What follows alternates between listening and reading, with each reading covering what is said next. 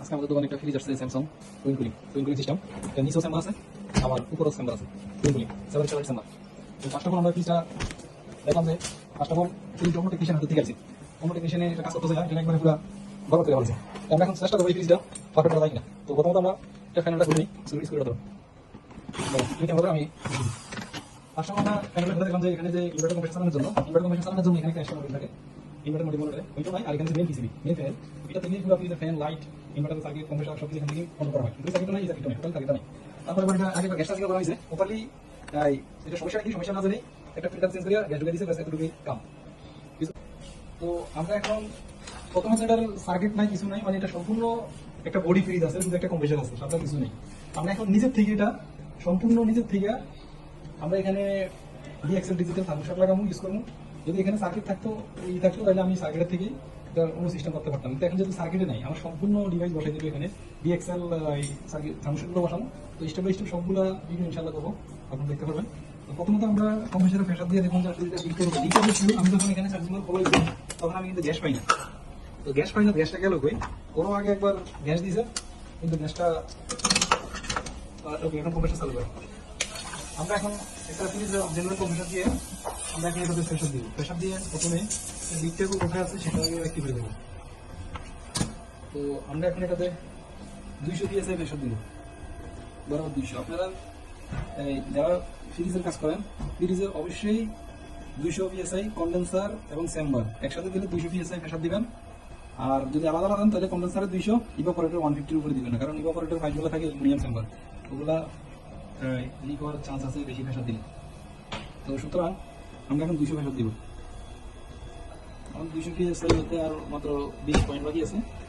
তো 200 PSI দেওয়ার সাথে সাথে আমরা কম্প্রেসারটা ভর্তি করে দেবো, কম্প্রেসারটা ভর্তি করে দেবো।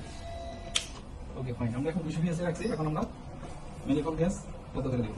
ওকে ফাইন, আমরা এখন লিকটা ইন্ডিফাই করার জন্য এই নর্মালি যে চেম্বারটা লাগানো হয়েছে ওই চেম্বারটাতে আমরা প্রেসার দেবো। যেহেতু আমরা অলরেডি যখন আমরা ফ্রিজটা খুলছি তখন দেখলাম যে এখানে একটু সন্দেহ হয়েছে যে এখানে একটু জং জাতি আছিল, এই জন্য আমরা আগে এগুলা সব খুলে রাখছি। এখন আমরা এই সাবানের পানি দিব। তো এই যে এখানে লিকটা মূলত, এই যে খুব বড় করে লিক, এখানে সাবানের পানি থাকতেছে না, বাতাসে ঠিক আছে। এই দেখেন, এই যে এখানে লিকটা মূলত, এখানে জমা হবে, দেখি এখানে লিক আছে কিনা। ওকে ফাইন, আমরা লিক পাইছি। এখন আমরা লিকটা সারানোর ব্যবস্থা করবো। আমরা এখন যে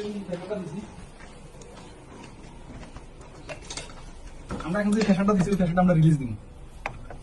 প্রথমে আমরা কম্প্রেসারের সাইড থেকে পাইপটা খুলে নেব, তারপর এখান থেকে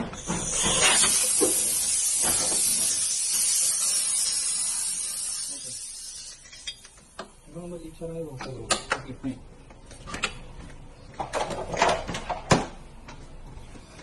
আমরা এখন আমরা যখন গুলাটাকে জ্বালিয়ে নিছি, এখন সানপেপার দিয়ে ঘষে এগুলা ক্লিয়ার করিয়া তারপর আমরা ওয়েল্ডিং করবো খুব ভালোভাবে। সানপেপার নিয়ে আমরা এখন যে সানপেপার জ্বালাতে ঘষে, কারণ এখানে প্রপারলি কি করা যাইতেছে না, কারণ এমন এক জায়গায় ওয়েল্ডিংটা যে এটার উপরে রং সম্পূর্ণ।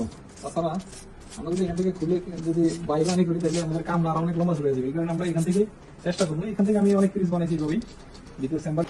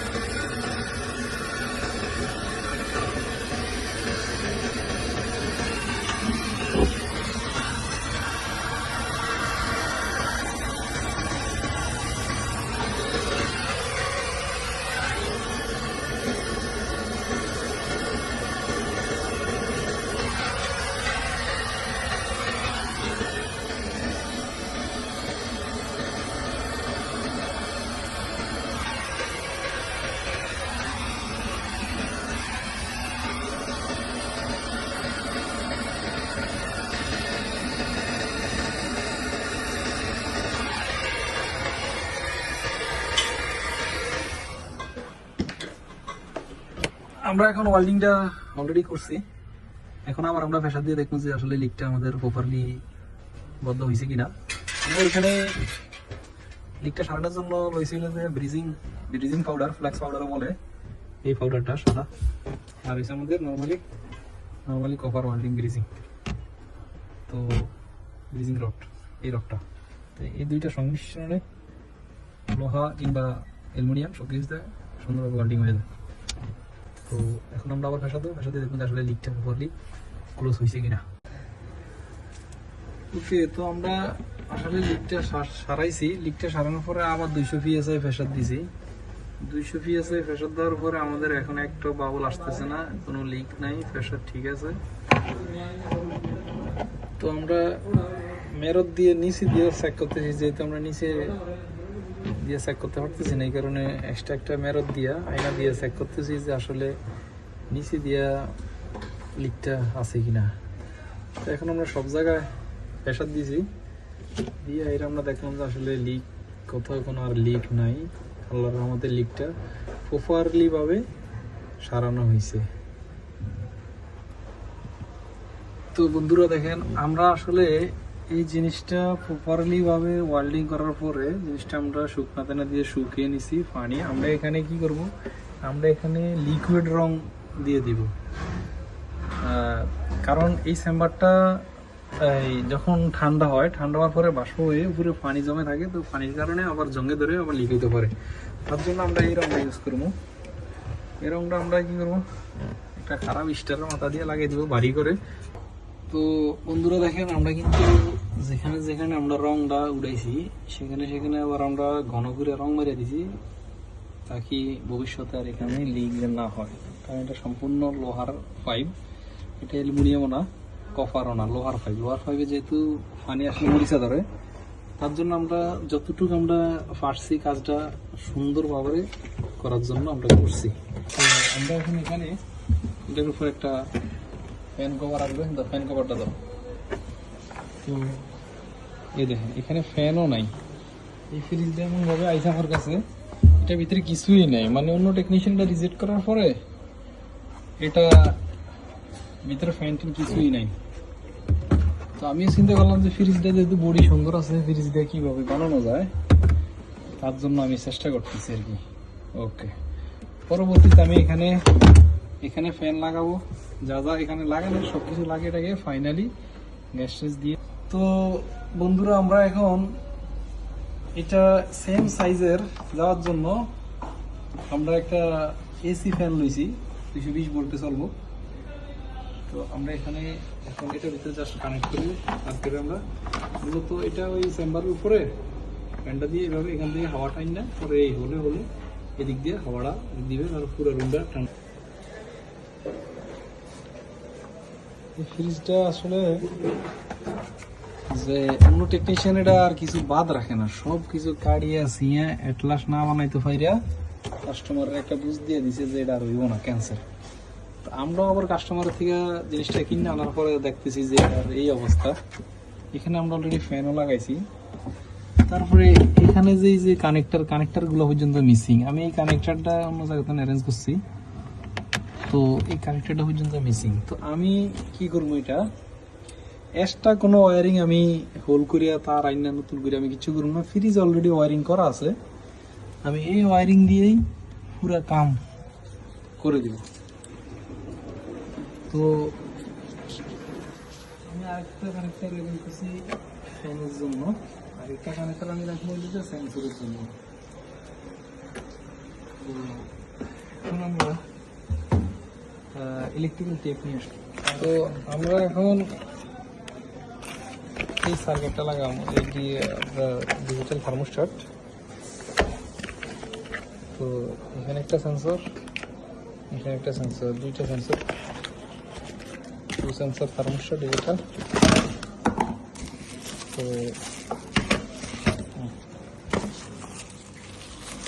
আমরা এখন এই ডিভাইসটা লাগাবো, এটা নিয়ে আমি স্পেসিফিক একটা ভিডিও বানাবো। এখানে কানেক্ট করে নেব,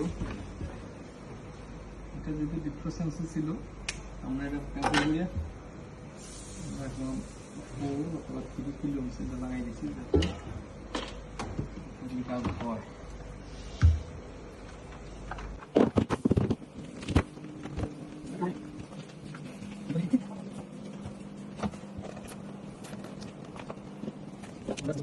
লাগাইছে এই যে এই দিক দিয়ে কেবলটি দেওয়া দিচ্ছে, তো এখানে যে হোলটা আছে রুম টেম্পারেচার এখানে পাইব।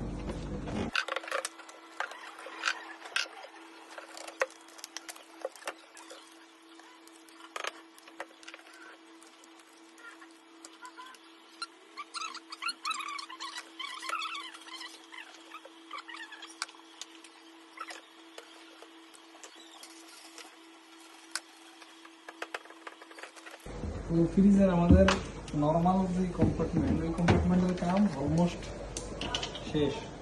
একটা সেন্সর লাগাইছি আর একটা ফ্যান লাগাইছি, এতটুকুই পিসের কাম। আমরা এখন যে এটা হচ্ছে ফ্যানের কানেক্টার, ফ্যানের কানেক্টারটা আমরা ফ্যানের এখানে যে কানেক্টার এখানে লাগিয়ে দেবো। তারপরে যে সেন্সরটা আমরা সেন্সরের কানেক্টারে লাগাবো। লাগানোর পরে আমরা ওই আমাদের যে ফ্যানের বক্স আছে সেখানে যে আমরা এই তারগুলা আইডেন্টিফাই করতে হবে যে কোনটা ফ্যানের কোনটা সেন্সরের, ওই অনুযায়ী আমরা কাজ করবো। এখানে আমরা মোস্ট সেন্সরটা লাগাই দিচ্ছি, ফিনিশ। Okay fine. আমরা নর্মাল কাজ শেষ। আমরা এখন উপরে যে ফ্রিজার অংশ, ফ্রিজারটা -18, 20, 25 ডিগ্রি সেলসিয়াস তাপমাত্রা হবে। তো এখানে নিচে আবার ডিসি ফ্যান, এখানে উপরে ফ্যানটা আছে, নিচের ফ্যানটা আগে থেকে ছিল না। আমরা এখন নিচের ফ্যানটা দেখাবো, সেইভাবে রাখবো ডিসি। এই ডিসি ফ্যানটা চালানোর জন্য আমরা এক্সট্রা একটা মডিউল 12 ভোল্টের মডিউল বসাবো। তো আমাদের অলরেডি এখানে সেন্সর আছে, আমরা এই সেন্সরটাও পরিবর্তন করে নেব।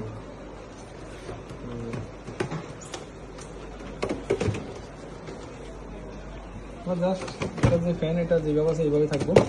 জাস্ট ফ্যান এলে ওখানে আমরা সাতটা খুবই দিয়ে দেবো। ওকে, এই সেন্সরটা হচ্ছে 5 কিলো ওহমস। আমরা 5 কিলো ওহমসের জায়গায় আমরা যেই আমাদের ডিজিটাল থার্মোস্ট্যাটের লাগে যে সেন্সরটা আছে, আমরা ওই সেন্সরটা ইউজ করবো কাজটা প্রপারলি করার জন্য।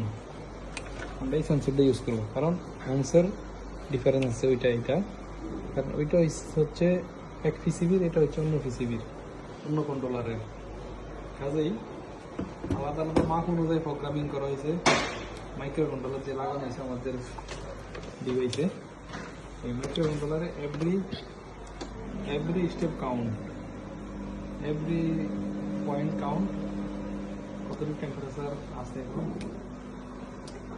তো জাস্ট এই কানেক্টরের লাগি সেন্সরটা কানেক্ট করে দেবে।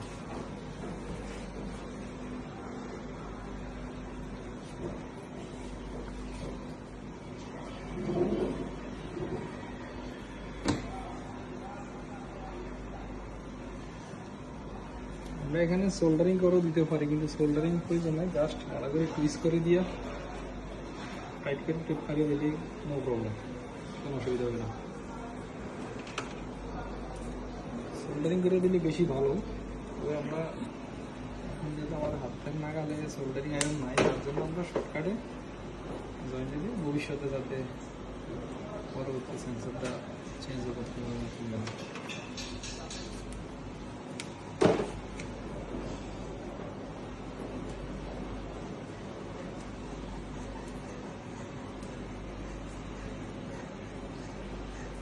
সেন্সরটা অলরেডি লাগিয়ে দিচ্ছি আমরা। সেন্সর করে দেওয়া থাকবে।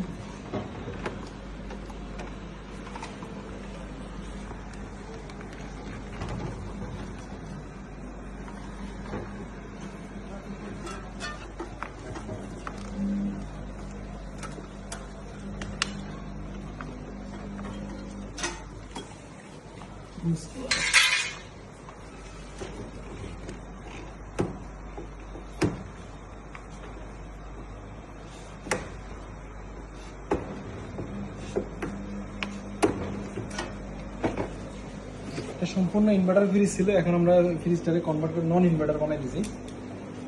তো এখন কেবলটাই দিই, এখন আমরা 5-এর সাথে সেন্সরটা এই যে উপরে পাইপের সাথে আমরা লাগিয়ে দিই। তাড়াতাড়ি নিয়ে কেবলটাই সম্পূর্ণ ইনভার্টার ফ্রিজটাকে আমরা নন ইনভার্টার বানাইতেছি, কারণ এটার ইনভার্টার বানানোর সিস্টেম রইল না, যেহেতু এটার ইনভার্টার যে সার্কিট, ইনভার্টার সার্কিটও নাই। ইনভার্টার সার্কিট ছাড়া তো আমরা কম্প্রেসারও চালাইতে পারবো না। তার জন্য আমরা কম্প্রেসারও চেঞ্জ করতেছি। টোটাল আমাদের যে কাজের এক্সপিরিয়েন্স, ওই কাজের এক্সপিরিয়েন্স থেকে আমরা ফ্রিজটারে দাঁড়া করানোর জন্য চেষ্টা করতেছি। তো দেখা যাক ইনশাল্লাহ কি হয়। আমরা কাজটা দেখি সাকসেসফুলি আমরা করতে পারি কিনা, পরবর্তী আমরা করতে থাকি ইনশাআল্লাহ স্টেপ বাই স্টেপ কমপ্লিট হয়ে গিয়ে। এখন পুরো কম্পার্টমেন্টেরও কাজগুলো কমপ্লিট করে দিয়েছি। Okay fine. এখন আমরা যাবো নিচে। তো ডিয়ার ভিউয়ার্স, আমরা কিন্তু এখন ফ্রিজের যে ফ্যানের সাইডটা এখানে আসছি, যেহেতু আমরা নিচে একটা ডিসি ফ্যান লাগাইছি, তারপরে উপরে ভিতরে যা যা কিছু লাগাইছি, আমরা এই তার থেকে আমরা খুঁজে বের করে নিব যে আসলে কোনটা সেন্সর, কোনটা নিচে সেন্সর, কোনটা উপরে সেন্সর। ঠিক আছে, তো আমরা এখন এই তার সবগুলো তার আসছে হইল নিচের কম্পার্টমেন্ট থেকে নর্মাল। তো আমরা একটা একটা করে আমরা আলাদা আলাদা করে নেব, সেম সেম ওটিজি কেবলের মতো। তো আমরা এখন অলরেডি আলাদা আলাদা করে নিয়েছি। তো আমার এক্সপিরিয়েন্সের থেকে আমি শুরু করতে, যেহেতু আগেও আমি এরকম অনেক fridge inverter to non inverter বানাইছি। তো আসলে আমার জিনিসটা জানা আছে যে কোন দুইটা কি। যেমন এই দুইটা আমি প্রথম দুইটা ধরছি, এই দুইটা ফ্যানের। তো এই যে আমাদের যে ফ্যানের যে ইটা আসছে কিলোমস, ফ্যানের কিলোমস আসবে, ওটা আসছে। ওকে, এখন মোটামুটি দিব সেন্সরের তার। এই দুইটা ডোর সুইচার, এই দুইটাই সেন্সর হয়ে যাবে।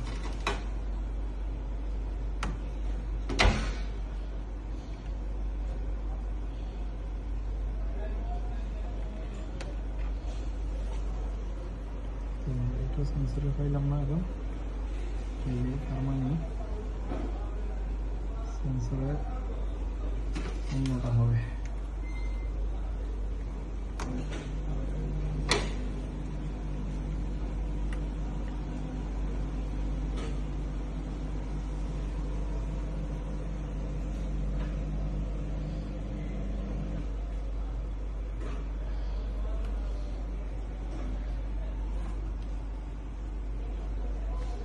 এই দুইটা হবে সেন্সরে।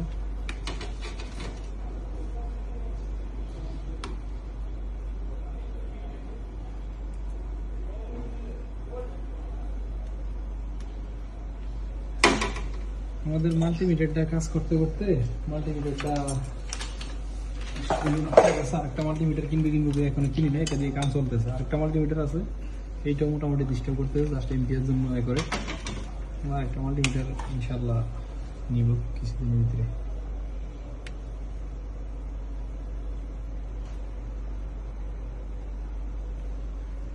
এটাও আমাদের সেন্সরের তার আমরা পাইতেছি না, তাহলে সেন্সরের তার কোথায় গেল?